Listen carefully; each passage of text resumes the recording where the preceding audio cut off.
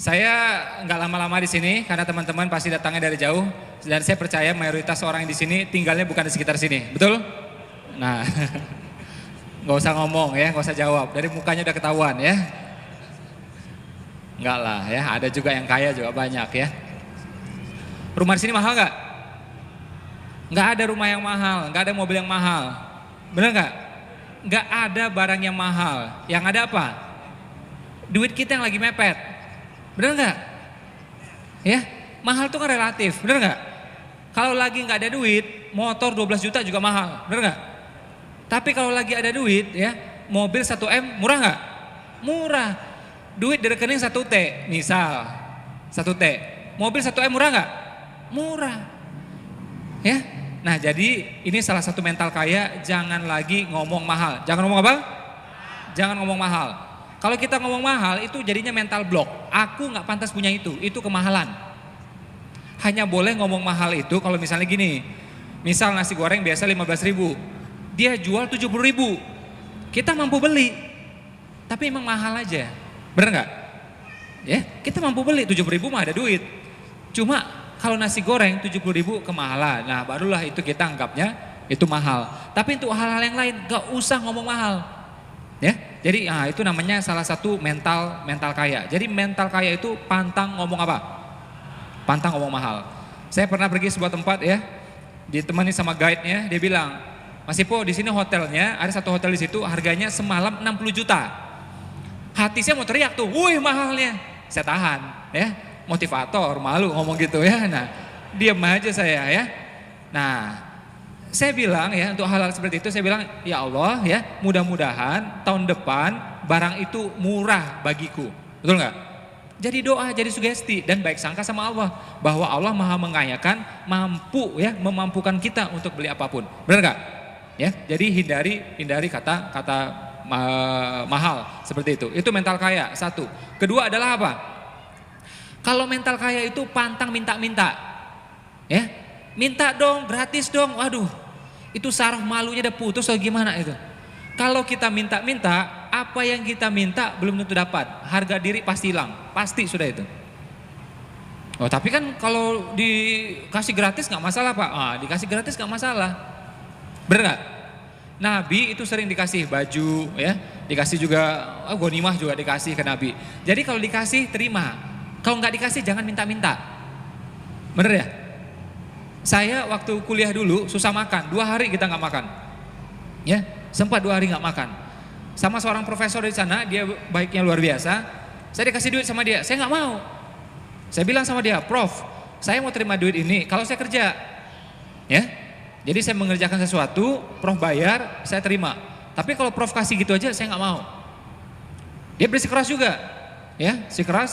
Akhirnya uangnya saya terima. Sejak itu saya nggak mau ketemu dia lagi.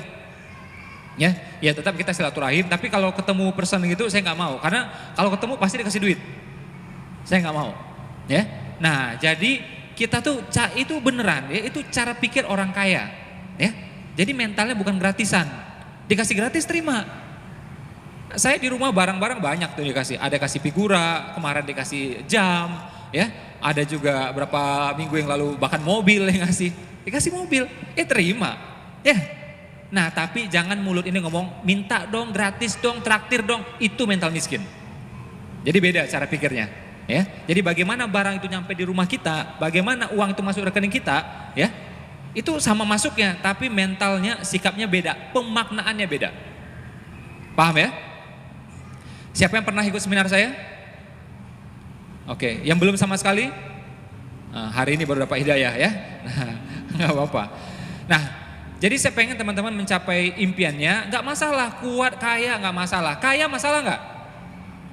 Saya nih kadang-kadang heran lihat teman-teman yang ya alhamdulillah satu sisi bagus ya, udah sangat soleh gitu ya.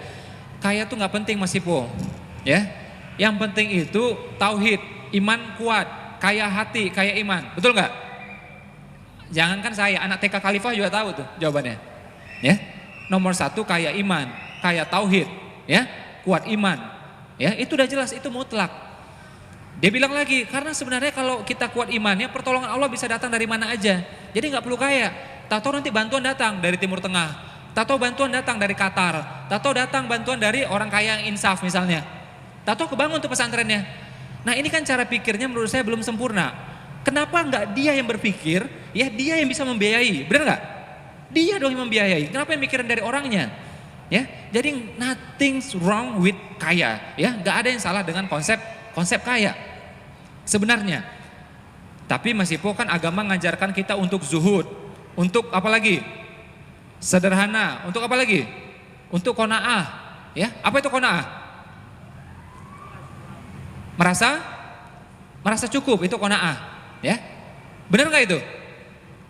Qanaah, sederhana, ya. Itu soal rasa. Soal apa? Soal apa? Ini harus interaktif kata Mas Ardi tadi ya, agar masuk ilmunya. Makanya anak kecil itu belajar 6 jam sanggup. Karena dia belajarnya itu interaktif. Dia terlibat. Oke? Jadi qanaah itu soal apa? Rasa. Sederhana itu soal rasa. Jadi misalnya uang di kantong kita 100 ribu tetap qanaah. Merasa cukup. 100 juta qanaah. 100 ribu qanaah. Ya? Jadi soal rasanya, uang mau boleh naik turun. Sederhana juga sama. 1 miliar sederhana, ya. 1 juta sederhana. Naik lagi 20 miliar misalnya, tetap sederhana. 30 miliar tetap sederhana. Jadi hartanya boleh naik turun. Ini salah paham. Kita berpikir kalau mau qanaah, kalau mau sederhana, kalau mau zuhud itu mesti kere atau duitnya pas-pasan. Sekedar-sekedarnya aja. Ini yang salah kaprah. Definisi kaya yang saya sampaikan adalah apa? Produksi sebesar-besarnya. Produksi itu hasil, ya. Kinerja, bisnis, itu mesti sebesar-besarnya, ya. Produksi sebesar-besarnya, konsumsi sekedarnya. Nah, dipakai sekedarnya, distribusi seluas-luasnya, ya. Ada yang bilang, Mas Ipo, tapi banyak tuh orang kaya nggak bahagia, betul nggak? Banyak orang kaya nggak bahagia, lebih banyak lagi orang miskin nggak bahagia, tahu nggak? Udah susah nyusahin orang, ada nggak kayak gituan? Banyak. Ya, jadi nothing's wrong with kaya sebenarnya. Tapi masih lihat tuh di TV tuh banyak tuh orang kaya yang bercerai, banyak orang kaya yang berantem, ada orang kaya lagi yang berkasus, bener nggak? Orang kaya ini kemanapun dia pergi dia jadi sorotan, ya. Orang kaya ini bener nggak? Kemanapun dia pergi jadi sorotan, ya. Jadi makanya kalau dia bercerai diliput. Kalau orang miskin bercerai, ya biarin aja kayak gitu. Teman-teman boleh pergi ke di pengadilan ini ya, pengadilan agama. Yang bercerai itu mohon maaf ya, lebih banyak yang miskin. Ya. Nah, saya tidak permasalahkan miskinnya di sini ya. Yang mesti kita miliki adalah entah kita kaya atau belum kaya, miliki mental apa? Mental kaya.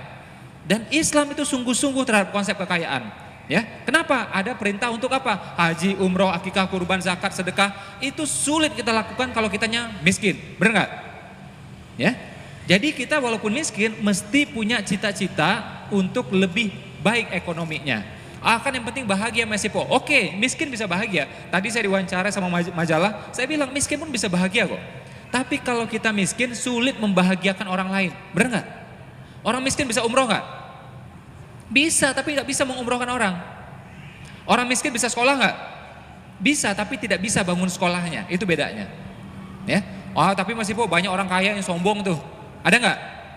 Sombong tuh soal karakter, ya. Miskin pun sombong dia. Ketika kaya, gimana sombongnya? Menjadi-jadi, ya. Jadi Will Smith mengatakan kekayaan itu mengamplify, ya. Jadi kekayaan tidak mengubah orang, kekayaan itu mengamplify sifat dasar seseorang, memperbesar. Jadi ketika miskin dia sombong, ketika kaya gimana? Makin sombong. Ketika miskin dia dermawan, ketika kaya gimana? Makin dermawan, ya.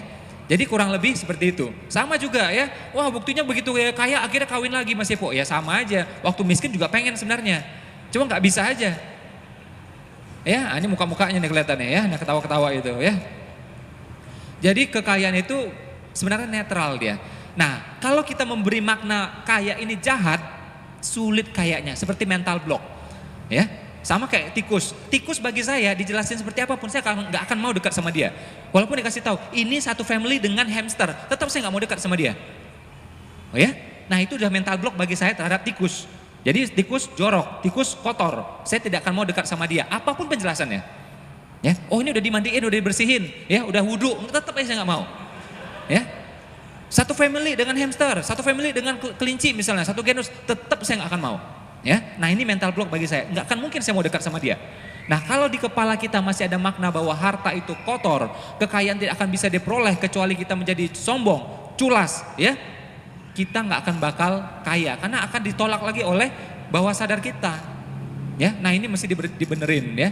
Ini adalah doktrin dari Belanda. Ratusan tahun lalu ya mereka mengatakan, mereka ini Snoek Hugronje ya, ada ditulis di bukunya The Acehnese, orang-orang Aceh. Dia mengatakan, wahai muslim-muslim Aceh, kusyuklah kalian beribadah di musola. Kebun-kebun urusan kami. Tuh dia cara memisahkannya itu. Ya. Nah, ini masih banyak ketanam di kepala-kepala kita. Saya bilang ya, andai kata umat Islam sekarang ini ya, kuat imannya, kuat hartanya, itu Israel main petasan aja nggak akan berani dia. Kita kedip, langsung berhenti dia itu. Ya. Beneran. Ya. Kita nggak usah ngomong, nggak usah demo, ngapain demo kayak gituan. 1 juta orang miskin demo nggak bakal didengar. Yahudi jumlahnya berapa? 14 juta coba. Muslim berapa? Hampir 2 miliar. Kenapa 2 miliar ini gak didengerin? Karena gak punya kekuatan ekonomi. Ya, gak punya kekuatan ekonomi. Berapa waktu yang lalu teman-teman tahu apa? Itu salah satu investor terbesar di dunia, Yahudi datang ke Indonesia. Ya, ini 2 kubu yang berantem langsung rukun. Ya, ini gak ada yang tahu nih kenapa. Media gak bisa membahasnya kenapa. Ya, langsung rukun tuh yang 2 kubu nih, langsung rukun. Pas dia pulang rukun dua-duanya. Kenapa? Ya. Dia bilang investasi dia di Indonesia ini belasan miliar dolar, ya, tersebar di 2 kubu ini. Dan sekian bulan mandek. Ya, gara-gara berantem nih. Ya, dia bilang kalau nggak bisa rukun juga, ekonomi nggak bergerak juga, mau pindahin uangnya. Langsung rukun dua-duanya. Ya. Langsung rukun dua-duanya. Ini yang ngomong saya bukan ini, bosnya media nih yang ngomong. Kabar ini nih, ya. Nah, kita mungkin berpikir nih ironi, tapi coba berpikir dari perspektif lainnya, bagaimana uang itu bisa mengatur semuanya. Sekali lagi ya, bukan saya mengecilkan pentingnya tauhid, enggak. Tauhid nomor 1, enggak ada yang lainnya sudah. Ya, tapi kaya tauhid, kaya iman ya, mesti diiringi juga kaya ilmu, benar enggak? Kaya teman, kaya relasi, oke? Kaya semuanya termasuk juga kaya harta. Makanya ayatnya mengatakan berjuanglah dengan harta dan jiwa, itu ayat yang ngomong. Setahu saya cara fikihnya kalau ada kalimat perintah artinya itu wajib di Al-Quran itu. Ya, dirikan sholat itu wajib tuh. Ya, bayarlah zakat, wajib tuh. Ya, taati orang tuamu, wajib itu. Jadi kalimat perintah di Al-Quran yang saya pahami kalau dia kalimat perintah itu artinya wajib. Ya, termasuk berjuanglah dengan harta dan jiwa. Artinya apa? Kalau belum punya hartanya harus dipunyai hartanya. Benar nggak? Ya. Nah, bagaimana caranya? Boleh tahu siapa yang masih kerja? Biar saya bisa kasih solusinya langsung. Yang kerja siapa? Yang punya usaha? Oke, berimbang ya. Jadi kalau yang teman-teman yang masih kerja nggak masalah. Kakak kandung saya juga kerja kok. Latihan investasi. Latihan apa? Latihan apa? Investasi. Khadijah investasi. Nabi Muhammad berbisnis. Fair is choice, pilihan aja. Ya, kakak kandung saya dia investasi. Di mana ada namanya properti atau invest di bisnis orang lain atau di emas ya atau di reksadana cari yang syariah. Ya, simpel banget. Jadi nggak melulu di kepala kita ini kalau mau kaya melalui bisnis, nggak harus. Sebenarnya bisnis juga, tapi investasi di bisnis orang lain. Namanya properti, namanya reksadana ya dan seterusnya. Ya, makanya Umar bin Khattab mengatakan ya, wahai pekerja, jangan habiskan semua upahmu. Sebagian belikan ladang, sebagian belikan kambing. Apa itu ladang? Properti. Ya, apa itu kambing? Aset produktif, berkembang terus. Ya, nah ini orang Islam zaman sekarang dua-duanya nggak punya, kambing nggak punya, properti juga nggak punya. Ya, ini mohon maaf ya, tinggal di pinggir-pinggir itu semuanya. Ya, mereka yang makin ke pusat semuanya.